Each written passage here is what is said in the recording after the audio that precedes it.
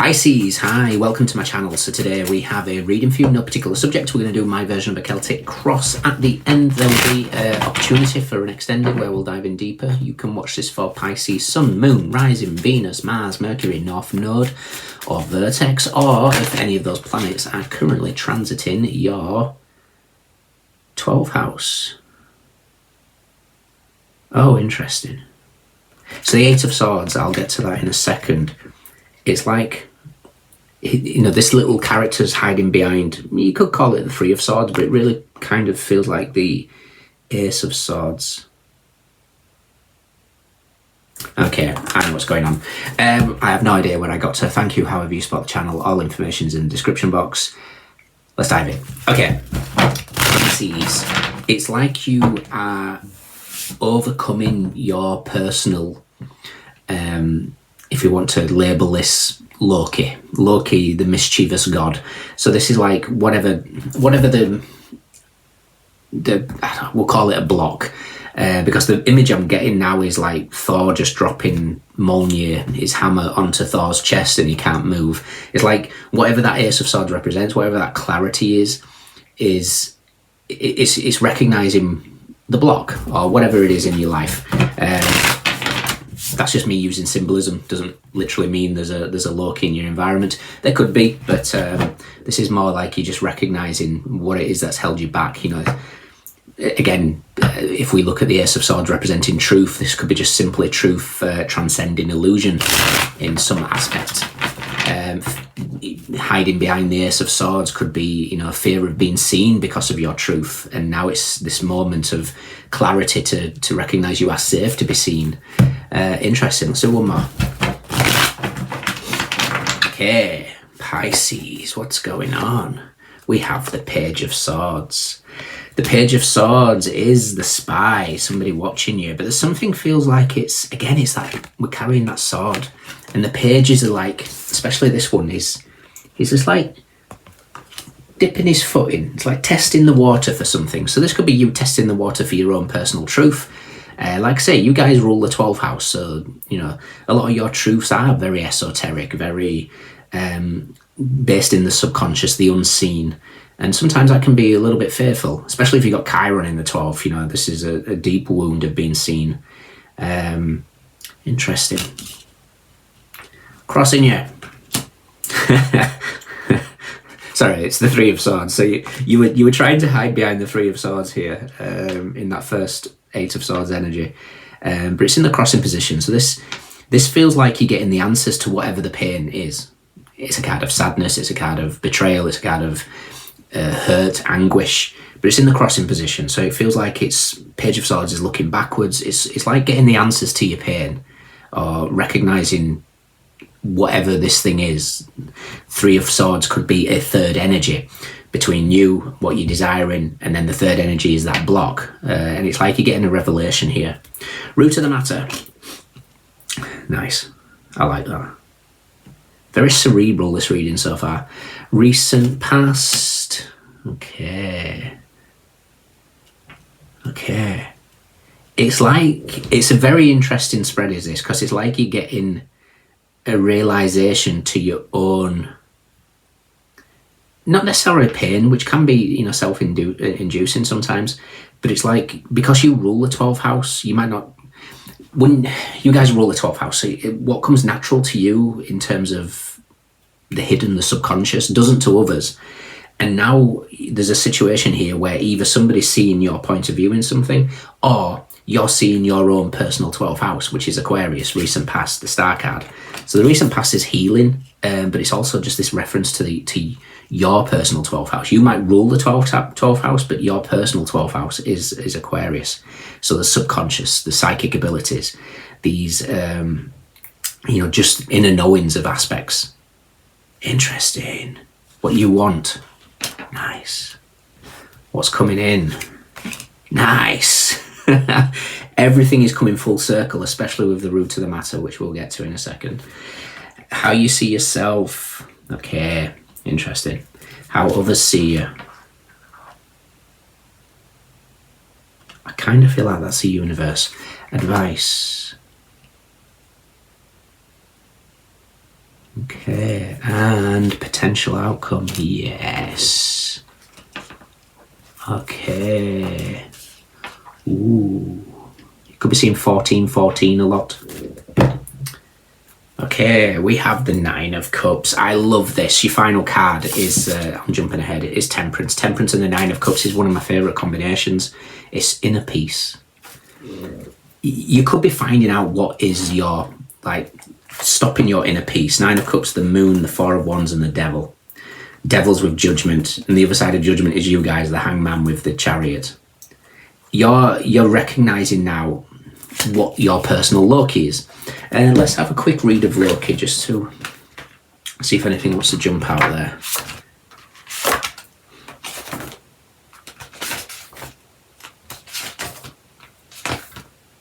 Shapeshifter, chaos, initiator, trickster, Canas, challenger of good and evil, truth and illusion, the god of mischief is as much of a mystery as a paradox.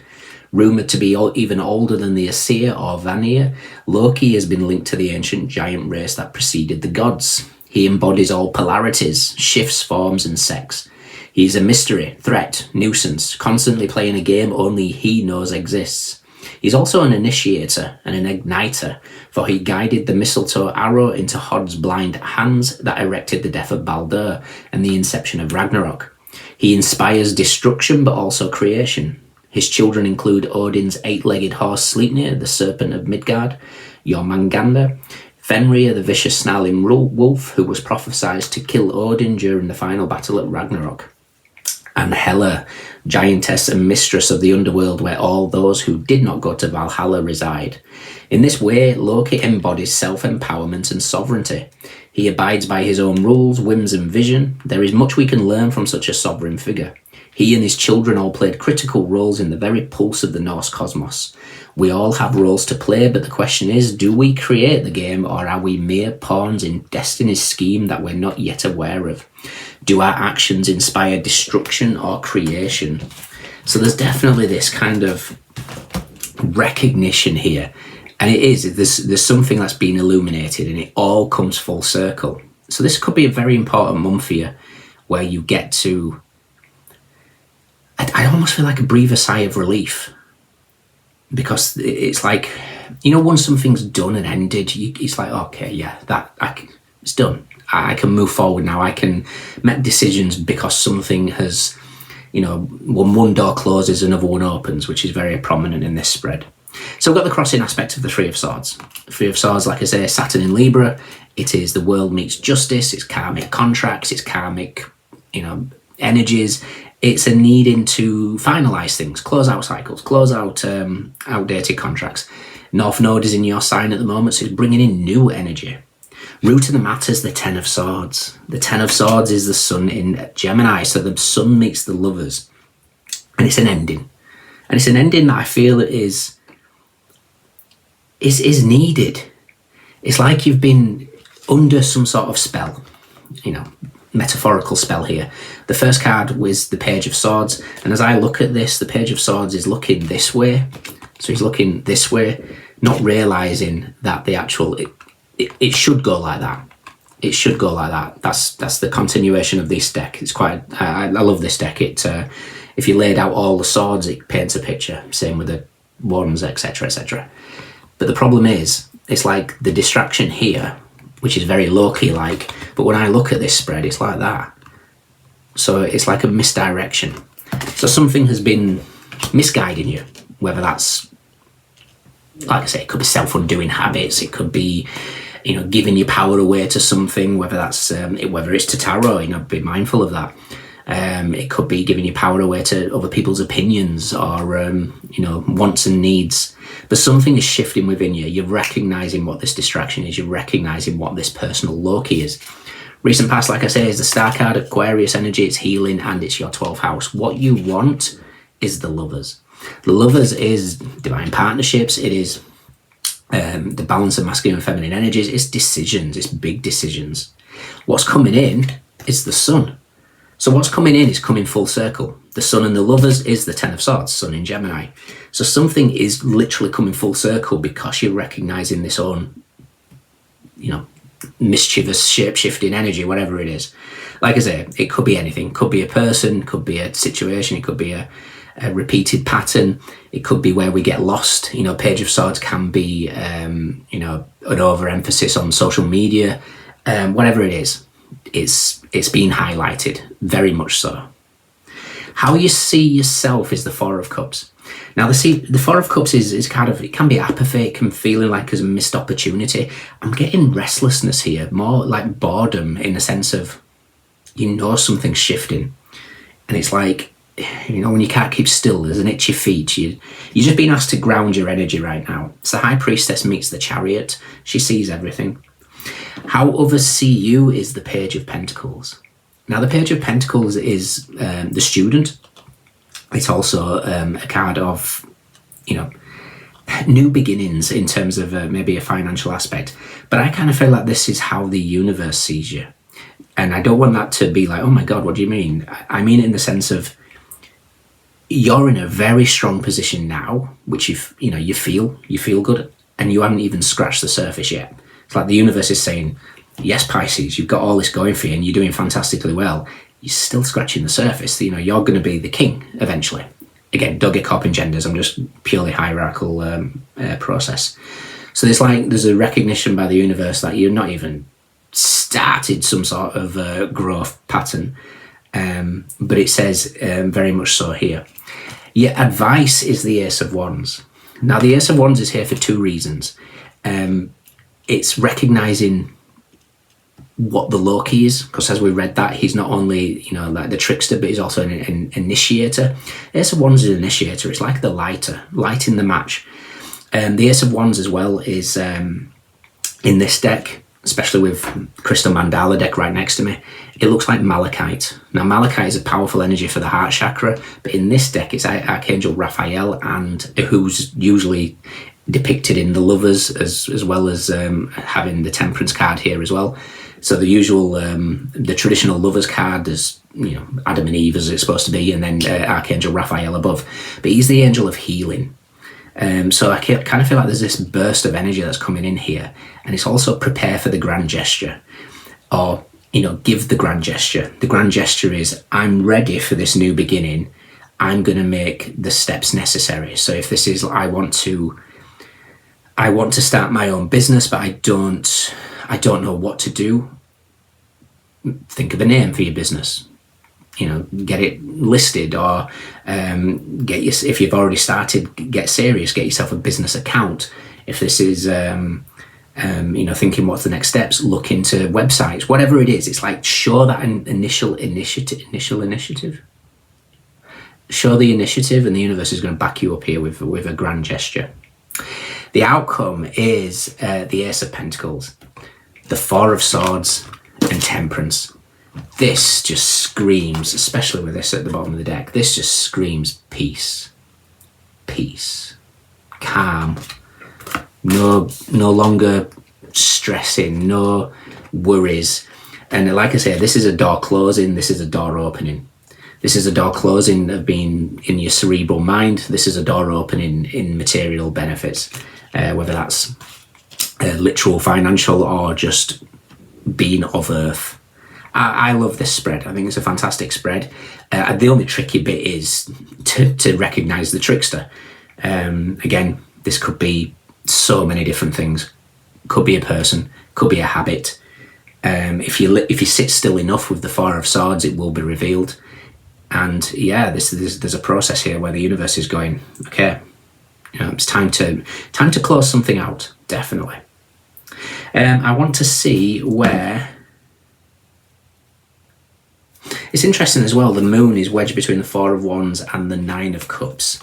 So the moon is dreams, it's illusions, and this could be, you know, something you're waiting for. Four of Wands is 1111 a card, make a wish. This could be, you know, alignment to the masculine and feminine energies within yourself. It's like the only two that's blocking all three luminaries here, because we've got the star, we've got the sun, and now the moon, and it's this. It's waiting for something. I almost feel like the devil's keeping you waiting. In what aspect that is, I am not sure just yet. Let's check out The World, Justice, and the Wheel of Fortune. That will bring together the Three of Swords and the Four of Swords.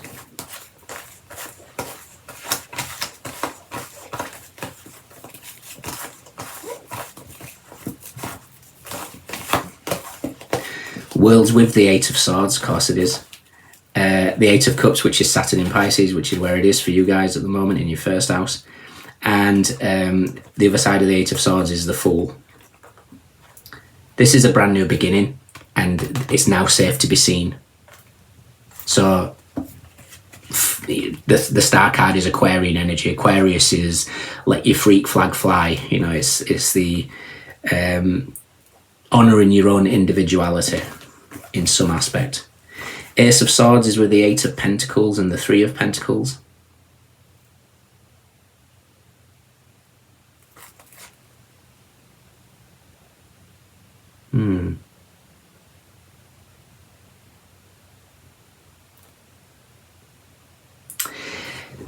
The Ace of Swords, the clarity, the breakthrough, the truth of the illusions is...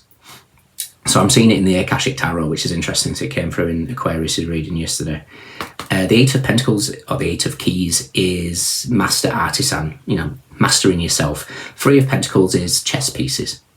And it's like the more that you master yourself, you see the chess moves. You see society's chess moves. You see, you know, maybe your own personal chess moves where you're just keeping yourself safe in some aspect. But the more that you're going to get to a stage where you don't face challenges and overcome them. You just get to a point where challenges don't bother you. You know, there's a mentality shift here. It's like anything that comes your way, it's like, oh yeah, that's it is what it is. But it comes with a mentality shift. Instead of going, oh God, there's another problem. What do I need to do? It's like, okay, we'll deal with it. Then that comes with mastery of yourself. Interesting. The Wheel of Fortune is with the Ace of Cups and the Queen of Pentacles. It's time for new life. Oh, Tower is with the Five of Cups and the Justice card. Big shifts. Big shifts. Final card is the Nine of Swords, which is the Tower hits the Lovers. So there is a massive shift that's coming in your world. It requires you to put an end to something here. You're getting clarity. Whatever has been, like I say, truth that's been hidden by illusion is no longer there now. You're seeing clearly, and in doing so, it pushes you to then make the gesture. Whether this is stating to the universe what it is that you want and then aligning to it, whether it's recognizing something that you need to pursue, whether that's through a lover's romantic partner, maybe it's a decision, maybe it's recognizing where we keep ourselves restless and bored. Whatever it is, there's a significant change, and you got two aces here and then resulted in inner peace. Fantastic. Okay, in your extended, I want to take a look at, we'll take the energy of what Loki is representing here. So whatever it is that's almost kept you, because you've caught it, almost kept you distracted. This could be, like I say, this could be a global thing. Let's face it. They distract us with celebrity to then, you know, push whatever agenda is going through. But whatever it is, we're focused on the illusion. We're going to look at that. Okay.